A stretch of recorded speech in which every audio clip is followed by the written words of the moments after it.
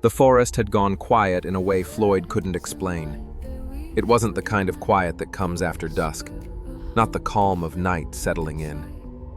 This was different, the kind where even the wind seemed to hold its breath. He'd been cutting through the ridge trail for years, knew every creek, every echo, every scent that rolled through the Vermont backwoods. But that afternoon, in the middle of January, something in the air felt off, heavy, like the woods were waiting. The snow was waist-high that year, crisp and hollow beneath the crust. Every step crunched, echoing just a little too long.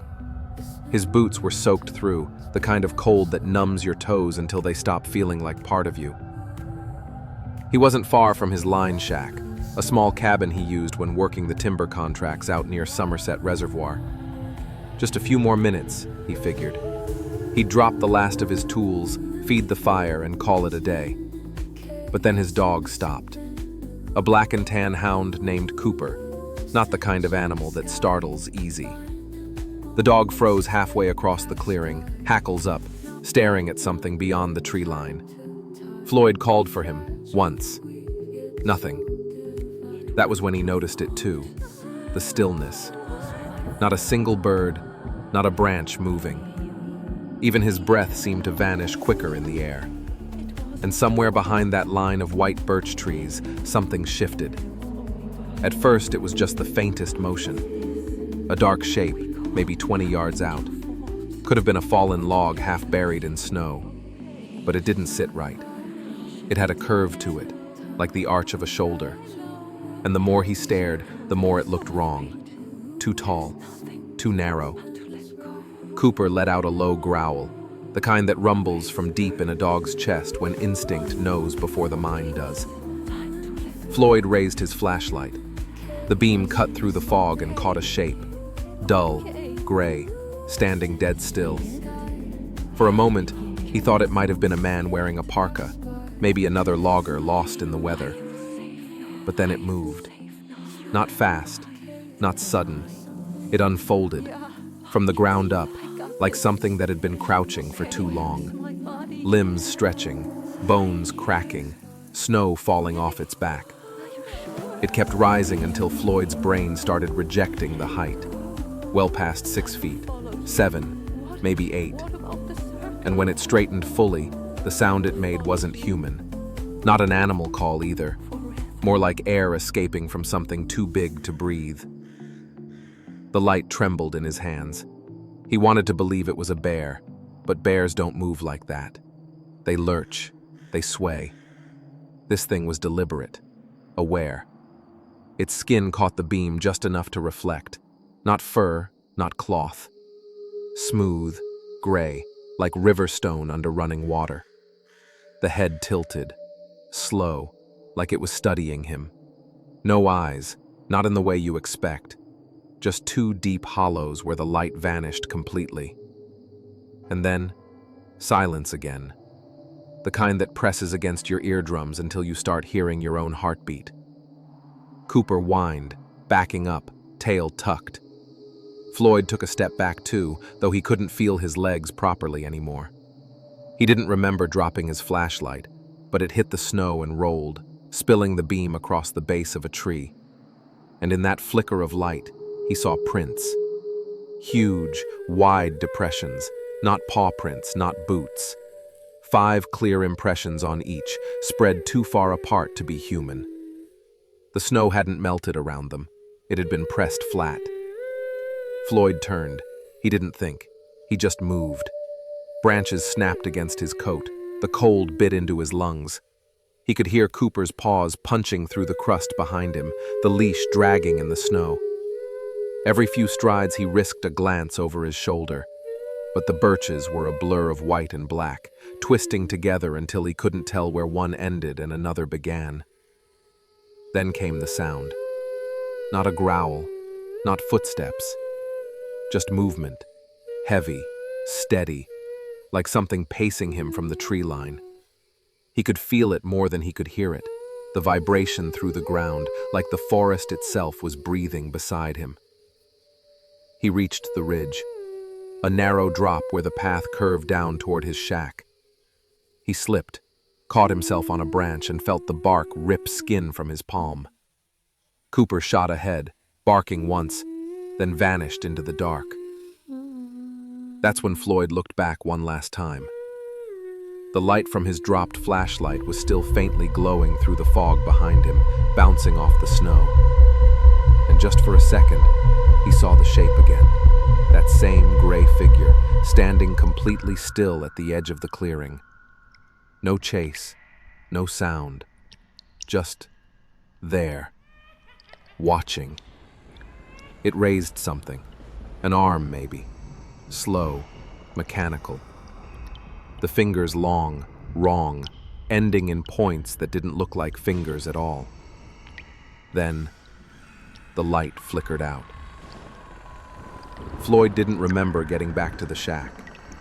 He only remembered the door slamming behind him, his own breathing ragged, and Cooper curled in the corner, shaking. Outside, the forest had returned to silence. No footsteps, no sound, just the faint hiss of wind against the walls, and that lingering feeling that something still stood out there, waiting for him to look again.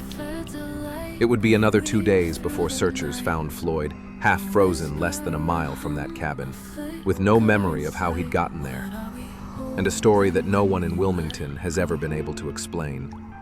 They called it a cold snap, but that winter in Vermont was closer to a freeze that refused to end. The year was 1999, January to be exact.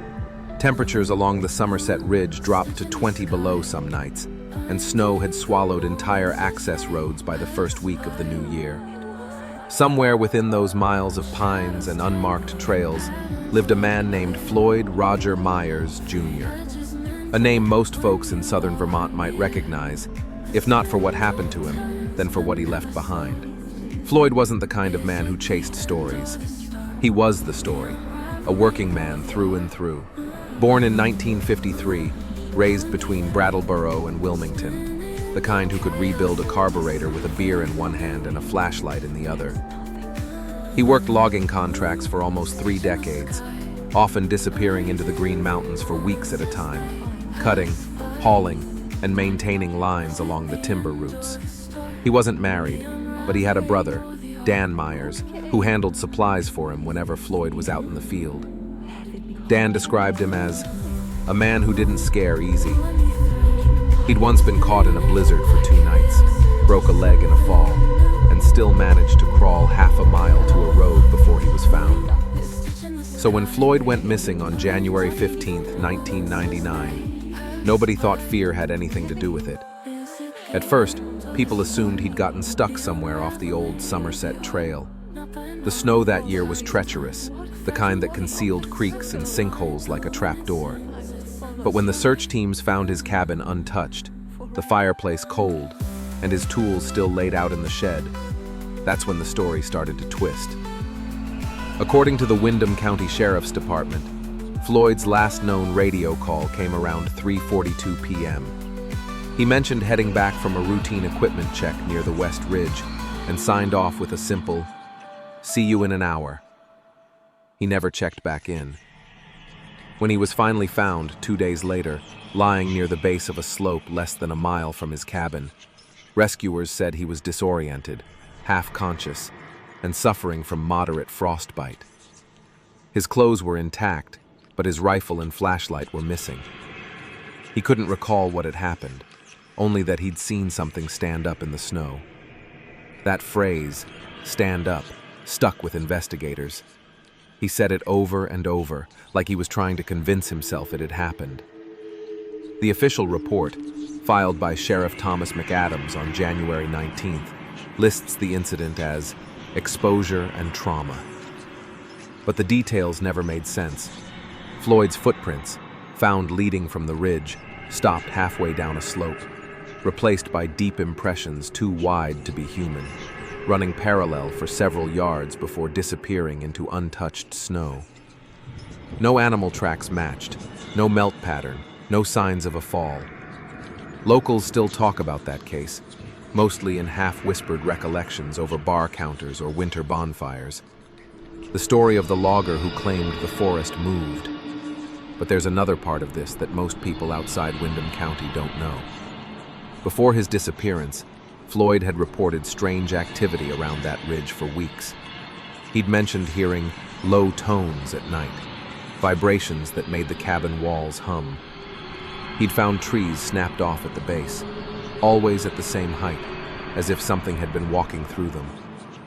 And the day before the incident, he'd called his brother saying, "There's something big out here, but I can't find its trail." That call was never recorded. Only Dan remembered it.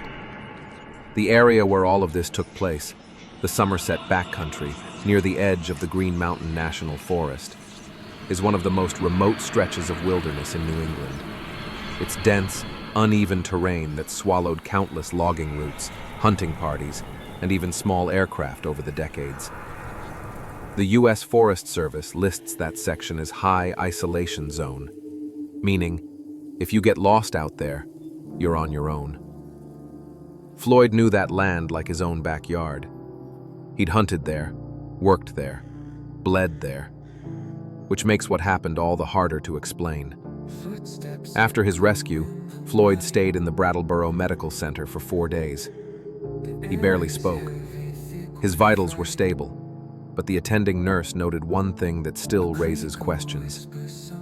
Despite being found in deep snow, his boots were dry inside. No melting, no water penetration, like he hadn't been walking through snow for hours. In the years since, that report has circulated through online forums, small-town newspapers, and even a few paranormal investigation boards. But beyond all that speculation, one truth remains. Floyd never went back. He moved to New Hampshire the next spring, sold his tools, and refused to speak about what happened again. Only once, in a brief interview recorded by a local journalist in 2002, did he say this: "It wasn't an animal. Animals don't know when you're watching them. What really happened out there on the ridge, whether it was an illusion born of cold and fear or something older that still walks those forests, remains one of Vermont's quiet mysteries. And tonight, we're going to look at everything that's known about it, piece by piece. Because somewhere between the documented and the denied lies the truth behind what Floyd Roger Myers Jr. saw the day it stood up." When you spend enough time out there, past the last mailbox, beyond where the pavement gives up, you start to notice the silence has its own rhythm. It isn't empty, it's listening. That was the kind of quiet I learned to live with on the edge of Monticello. Nights were long, but peaceful enough that I stopped questioning the forest's strange patterns until that one week in late November. It started with something small. My dog Bo, a mixed-breed hound that never feared a thing, began refusing to leave the porch after sundown.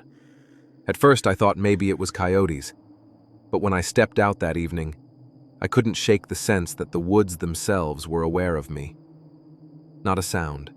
No crickets, no wind, no night birds. Just a stillness so thick it pressed on the eardrums. I remember standing there, the cold air sharp against my breath, scanning the tree line with my flashlight. The beam cut through the mist, slicing shadows into thin pieces, but each one seemed to move when I wasn't looking straight at it. I told myself it was the light bending off the fog. That's what I wanted to believe. Around midnight, I heard it.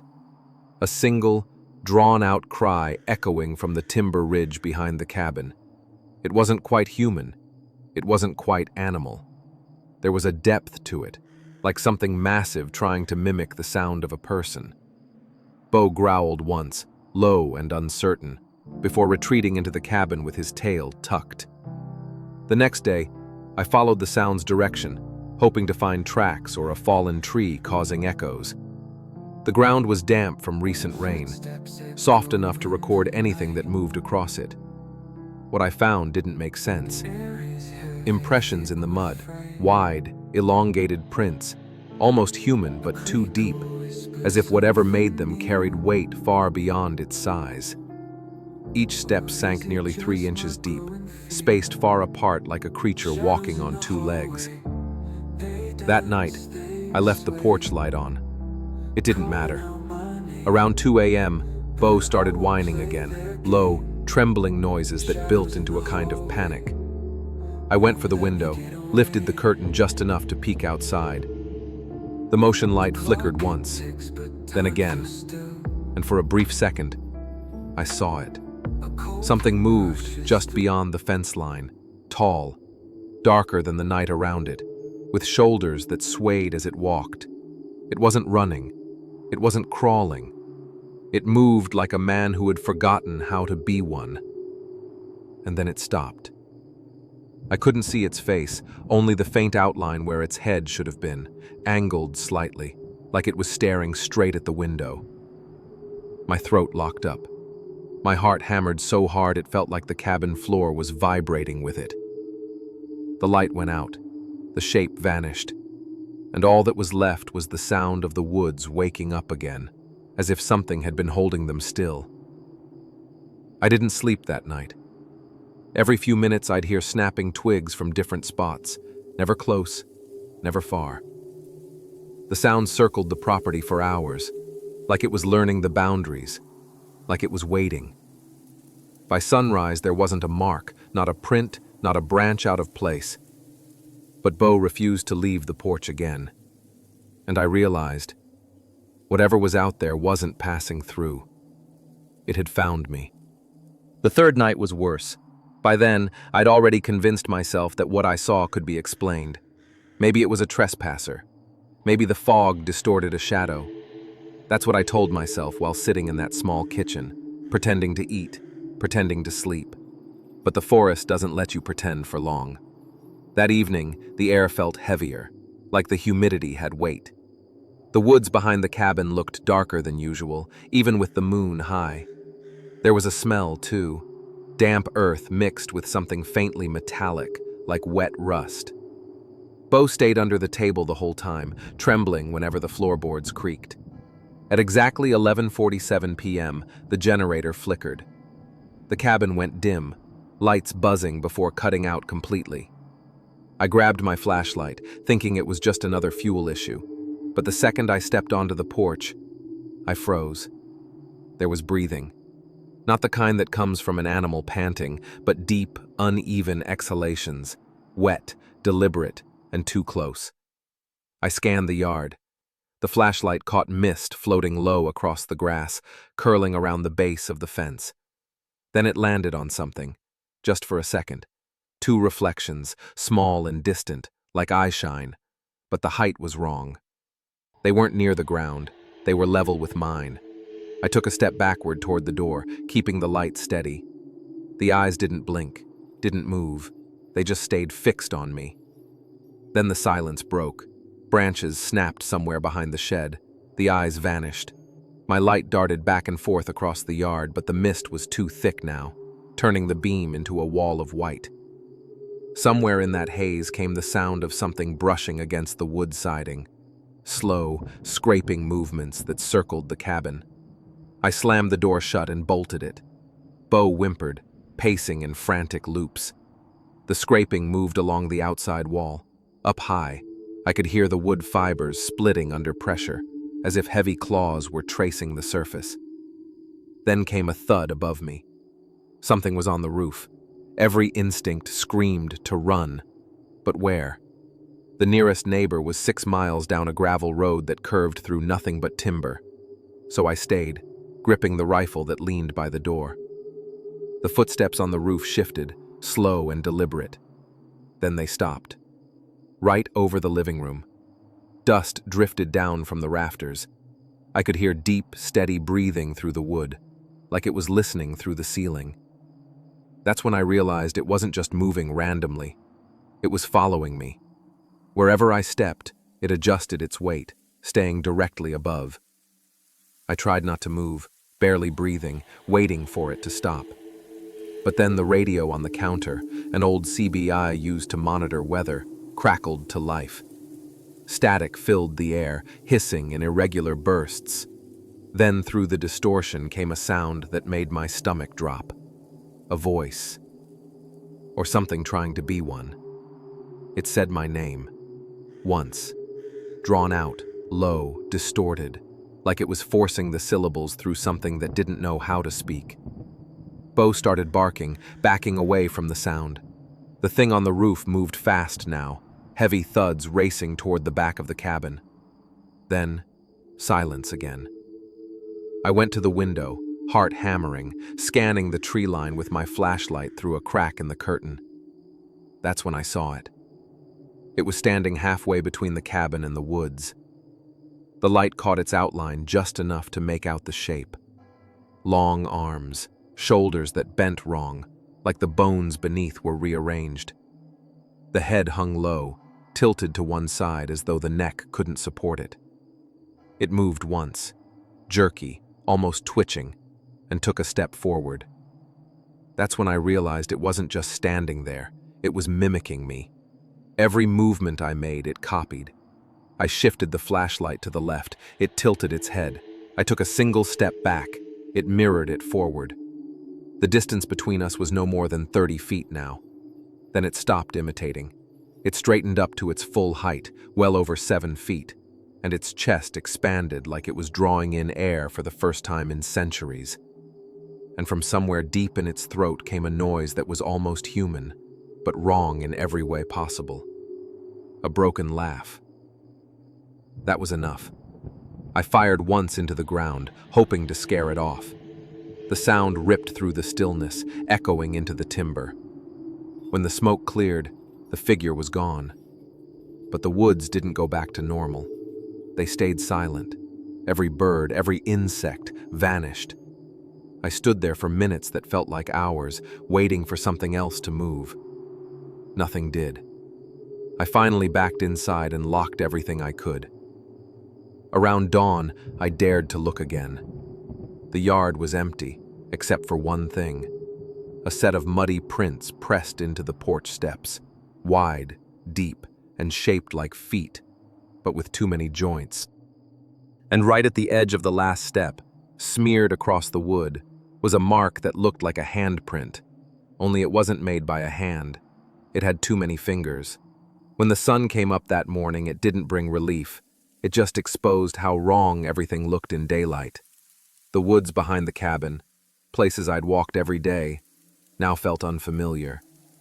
I went outside with the rifle in one hand, flashlight still clipped to my belt, and what I saw made no sense. The ground was torn up in patches, as if something heavy had dragged itself through the mud. The footprints from the night before didn't lead away from the cabin. They circled it, twice. Then, they just stopped, dead center in the middle of the clearing, where the soil was flattened but not disturbed. Like whatever made them had simply lifted off. Bo refused to leave the porch. He just sat there, hackles raised, staring into the trees. I kept thinking maybe someone was messing with me. Maybe some backwoods lunatic had decided to have fun at my expense. So I drove into Monticello that afternoon, straight to the sheriff's office. Told them everything. They looked at me the way people do when they're trying to figure out if you're joking. The deputy on duty, an older guy named Travis, finally said, "You're not the first to say something like that." That stopped me cold. He didn't elaborate, just leaned back in his chair and rubbed the bridge of his nose like he regretted saying it. Then he added quietly, "You spend enough time out there, you start seeing things you can't explain. My advice? Don't stay another night." That was all I got from him. No report filed, no follow-up, just that one line. So I went to the gas station on the edge of town, the kind with one pump and a screen door that squeaks every time it opens, and asked around. The clerk, a woman maybe in her 60s, looked up from her crossword when I mentioned where my cabin was. Her face changed instantly. She said, "You're up past Old Timber Road, right? You didn't stay there last night, did you?" When I told her I did, she shook her head slowly and muttered, "You should have listened to the locals. That's the stretch folks don't camp near anymore. Cattle go missing. Dogs won't go past the tree line. Sometimes hunters come back. Wrong." I asked what she meant by that, but she just looked at me, eyes unfocused, like she was remembering something she didn't want to, and said, "They see it, same as you." That night, I didn't plan on staying. I packed what I could fit into the truck bed and left before dark. The forest looked different in the setting sun. Quieter, but not peaceful. More like it was watching. As I drove down the dirt road, something caught my eye in the rearview mirror. At first, I thought it was a tree trunk catching the light, but then it moved. A tall, thin silhouette, standing just past the bend in the road. I pressed the gas harder. A minute later, the radio in my truck crackled to life. No signal, no channel, just static. Then, through it, the same sound I'd heard on the CB inside the cabin. A voice, distorted and low, repeating my name. It followed me for miles, fading in and out with the hum of the engine until I finally hit pavement and cell signal returned. When the static died, the silence almost felt worse. By the time I made it to a small motel on the outskirts of Warren, I'd already decided I wasn't going back. I stayed there for 2 nights, trying to make sense of it. Searching online, talking to locals, reading old reports. That's when I found it. A 1998 article archived in the Monticello Gazette. It mentioned strange humanoid sightings near the same backwoods stretch I'd been renting from. Witnesses described it as tall, emaciated, and capable of mimicking human voice patterns. Wildlife experts dismissed it as a hoax, but one of the names listed under witness reports was someone I recognized. Travis, the deputy, the same man who told me not to stay another night. That was enough for me. I left Arkansas the next morning, didn't even go back for the rest of my things. And for a while I thought maybe distance would help, that if I put enough miles between me and that place, I could forget the way it looked when it stood up. But sometimes, late at night, when everything's still and the house is quiet, I'll hear static come through the baby monitor in my daughter's room. And under that static, there's a sound that almost forms a word. My name. When I finally started digging into what happened in those woods outside Monticello, I realized how much people don't say about that area. Arkansas has over 19 million acres of forest, most of it stretching through counties where human eyes rarely go. And if you start tracing stories, missing pets, unexplained sounds, people leaving their cabins overnight, you start to see a pattern forming right where I was. No official reports call it a creature.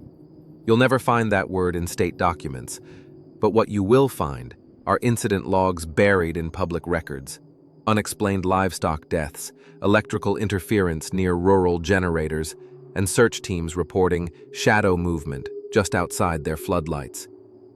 One of those reports, filed in 2011 by the Arkansas Forestry Division, mentions an unknown bipedal presence spotted by night patrol near the Saline River corridor, roughly 6 miles from my cabin's location.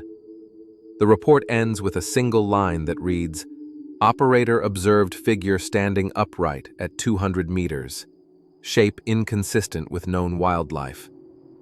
No follow-up, no photo, just that. And then there are the locals. People who've lived off the grid long enough to know the forest by smell, not by trail. I found an old message board from 2007, archived from a defunct hunting forum called Ozark Outdoorsman. In one thread titled, "Something in Drew County," a user described nearly the same experience I had, a tall, thin silhouette that stood up from behind a log like a person unfolding wrong.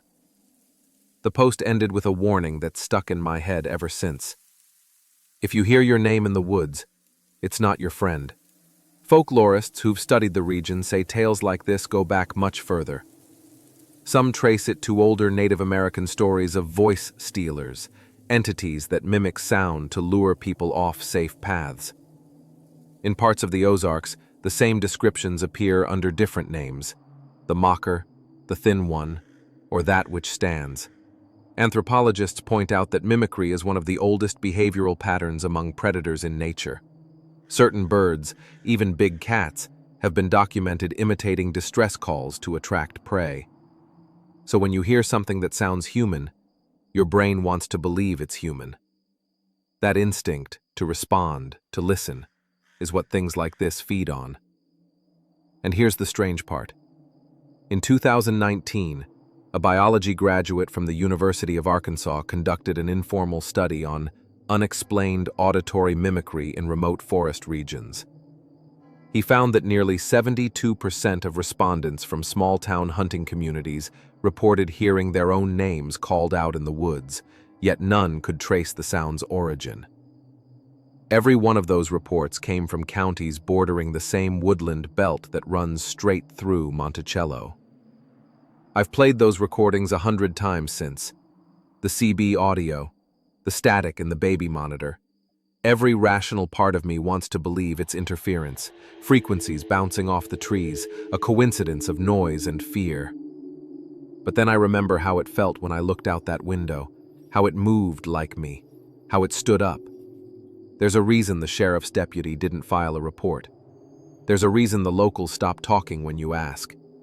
In the backwoods of Arkansas, they say there are things older than the forest itself, things that learned what we sound like and how to use that against us. And if you ever find yourself alone out there and you hear your name whispered from the dark, don't answer it.